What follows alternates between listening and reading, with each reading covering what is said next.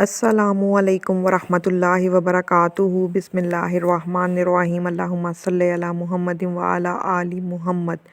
Very warm welcome to my channel.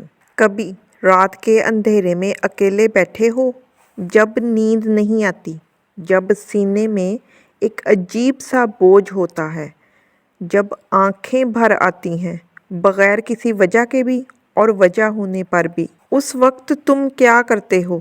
کچھ لوگ phone اٹھاتے ہیں کسی کو کال کرنے کے لیے، مگر پھر رکھ دیتے ہیں کیونکہ سمجھ نہیں آتا کیا کہیں، کہاں سے شروع کریں، کون سمجھے گا یہ لمحہ، یہ تنہائی کا لمحہ۔ یہ دراصل وہ لمحہ ہے جب اللہ تمہارے سب سے قریب ہوتا ہے۔ اللہ نے قرآن میں فرمایا، جب میرے بندے مجھ سے پوچھیں تو میں قریب ہوں۔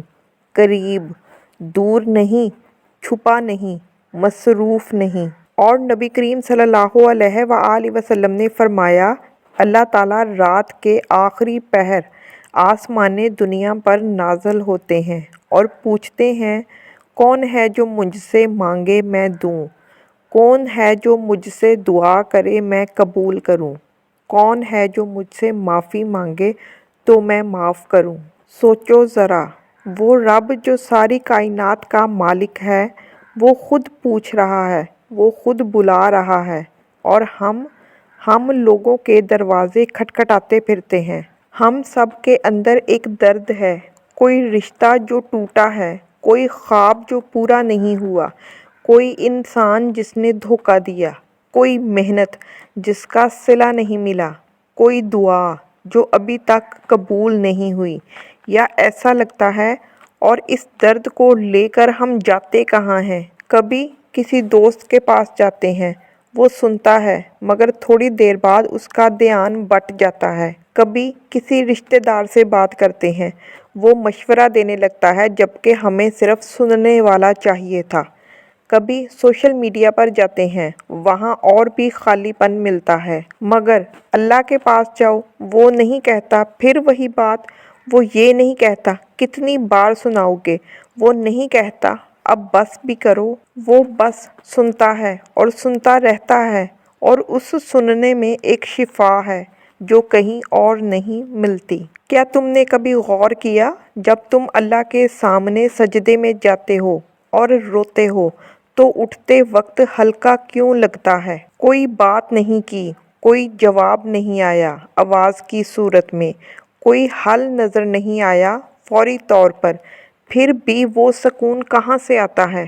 وہ اس لیے آتا ہے کیونکہ تم نے اپنا بوجھ اس ذات کو دے دیا جو واقعی اٹھا سکتی ہے، جو واقعی سمجھتی ہے، جو واقعی بدل سکتی ہے۔ انسان کے کندھے محدود ہیں لیکن اللہ کی رحمت لامحدود ہے۔ اور یہ آنسو جو تم اللہ کے سامنے بہاتے ہو، انہیں کمزوری مت سمجھو۔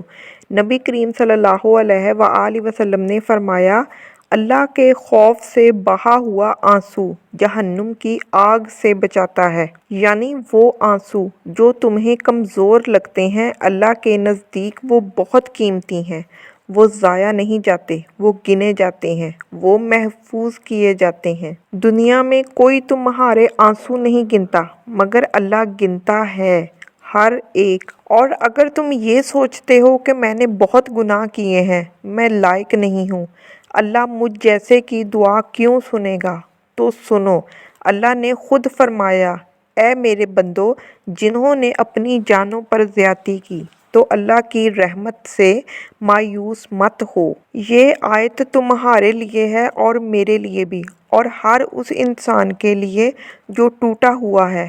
یاد رکھو، اللہ کی رحمت کا دروازہ کبھی بند نہیں ہوتا جب تک تم خود بند نہ کر لو۔ تو آج رات جب سب سو جائیں اور تم اکیلے ہو اور دل بھاری ہو، جاؤ سجدے میں جاؤ اور بس رو دو۔ اگر الفاظ نہ بھی آئیں تو کوئی بات نہیں، بس رو دو، کیونکہ وہ رب جس نے تمہیں بنایا، وہ تمہاری زبان سے پہلے تمہارے دل کی زبان سمجھتا ہے۔ وہ تھکتا نہیں، وہ اکتاتا نہیں، وہ چھوڑتا نہیں۔ اور یہی وہ محبت ہے جو دنیا میں کہیں نہیں ملتی۔